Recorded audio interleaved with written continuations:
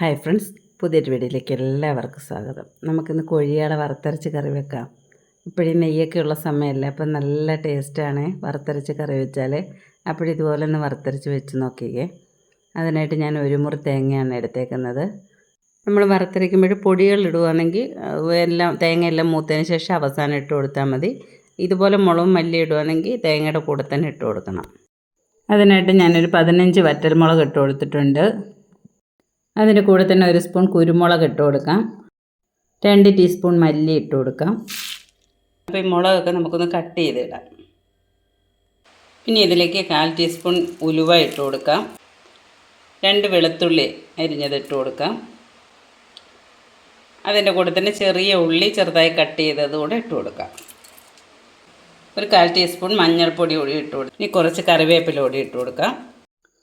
ഇനി അതിലേക്ക് നമുക്കൊരു ഉണ്ടമുളക് ഇട്ട് കൊടുക്കാം. അപ്പോഴിതൊന്ന് ചെറുതായിട്ട് കട്ട് ചെയ്തിടാം. ഉണ്ടെങ്കിൽ ഇട്ട് കൊടുക്കുക. നല്ല ടേസ്റ്റുമാണ്, നല്ലൊരു പ്രത്യേക മണവുമാണ്. എടുത്ത് വെച്ചേക്കുന്നത് ഇതെല്ലാം കൂടെ നല്ലപോലെ ഒന്ന് വറുത്തെടുക്കാം. നല്ലപോലെ ഒരു ബ്രൗൺ കളർ ആവുന്നിടം വരെ വറുത്തെടുക്കണം.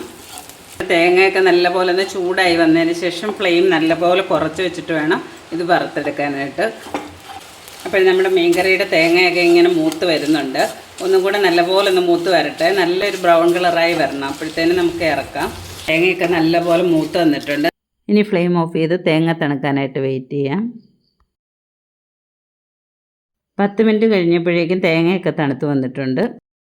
തണുത്ത് വന്ന തേങ്ങ നമുക്കൊരു ജാറിലേക്ക് ഇട്ട് അരച്ചെടുക്കാം. തേങ്ങ ജാറിലേക്ക് ഇട്ട് നല്ലപോലെ ഒന്ന് പൊടിച്ചതിന് ശേഷം വെള്ളം ഒഴിച്ച് നല്ലപോലെ വെണ്ണ പോലെ അരച്ചെടുക്കാം.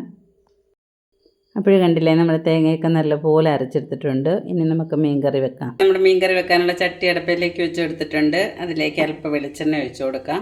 നമ്മൾ വറുത്തരയ്ക്കുന്നതുകൊണ്ട് തോനെ വെളിച്ചെണ്ണ ഒഴിക്കേണ്ട, കുറച്ച് വെളിച്ചെണ്ണ ഒഴിച്ചാൽ മതി. വെളിച്ചെണ്ണ ഒക്കെ ചൂടായി വന്നിട്ടുണ്ട്. അതിലേക്ക് കടുക് ഇട്ട് കൊടുക്കാം. കടുകൊക്കെ പൊട്ടി വന്നിട്ടുണ്ട്. അതിലേക്ക് ഒരു തക്കാളിപ്പഴം അരിഞ്ഞതും ചെറിയ 2 പച്ചമുളകും ഒരു കഷ്ണം ഇഞ്ചി അരിഞ്ഞതും ചെറിയ 2 അല്ലി വെളുത്തുള്ളി അരിഞ്ഞതും കൂടി ഇട്ട് കൊടുക്കാം. ഇഞ്ചിയുടെയും വെളുത്തുള്ളിയുടെയൊക്കെ പച്ചമണം ഒന്ന് മാറി വന്നിട്ടുണ്ട്. നമുക്കിനി അരപ്പ് അരച്ചേക്കുന്നത് ഇട്ട് കൊടുക്കാം. ഇനി ഞാൻ ജാറ് കഴുകിയ വെള്ളം കൂടി നമുക്കതിലേക്ക് ഒഴിച്ചു കൊടുക്കാം. കറിക്ക് ആവശ്യമായിട്ടുള്ള വെള്ളമൊക്കെ കലക്കി വെച്ചിട്ടുണ്ട്. അതിലേക്ക് പുളി കൂടി ഇട്ട് കൊടുക്കാം. ഇനി കറിക്ക് ആവശ്യമായിട്ടുള്ള ഉപ്പ് ഒഴിച്ചു കൊടുക്കാം. ഉപ്പൊക്കെ ഒഴിച്ചു കൊടുത്തിട്ട് കറി നല്ലപോലെ ഒന്ന് കലക്കി വെക്കാം. അപ്പോൾ നമ്മുടെ കറിയൊക്കെ നല്ലപോലെ തിളച്ച് വന്നിട്ടുണ്ട്. അതിലേക്ക് നമുക്ക് മീൻ പറക്കിയിട്ട് കൊടുക്കാം.